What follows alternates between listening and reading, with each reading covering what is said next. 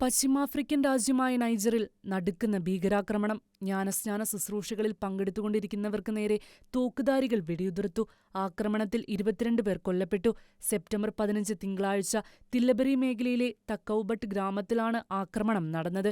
മാമോദിസ ശുശ്രൂഷകളിൽ പങ്കെടുക്കുകയായിരുന്ന ഒരു കൂട്ടം സാധാരണക്കാരുടെ നേരെ തോക്കുധാരികൾ വെടിയുതിർത്തു. 15 പേർ കൊല്ലപ്പെട്ടു. തുടർന്ന് തക്കൗബത്തിന്റെ പ്രാന്തപ്രദേശത്തേക്ക് നീങ്ങിയ സംഘം 7 പേരെ കൂടി കൊലപ്പെടുത്തി. സംഭവത്തിന്റെ ഉത്തരവാദിത്തം ഒരു സംഘടനയും ഏറ്റെടുത്തിട്ടില്ലെങ്കിലും അൽ-ഖൗദയുമായോ ഇസ്ലാമിക് സ്റ്റേറ്റുമായോ ബന്ധമുള്ള ജിഹാദി വിഭാഗങ്ങളാണ് ആക്രമണത്തിന് പിന്നിലെന്ന് വിദഗ്ധർ പറയുന്നു.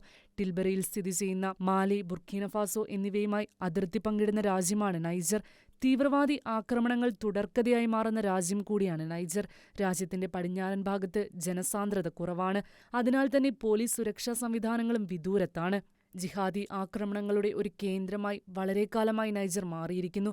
ഹ്യൂമൻ റൈറ്റ് വാച്ചിന്റെ കണക്കനുസരിച്ച് 2025 മാർച്ച് മുതൽ തില്ലബരിയിൽ മാത്രം ഇസ്ലാമിക് സ്റ്റേറ്റ് തീവ്രവാദികൾ 127-ലധികം ഗ്രാമീണരെ വധിച്ചു.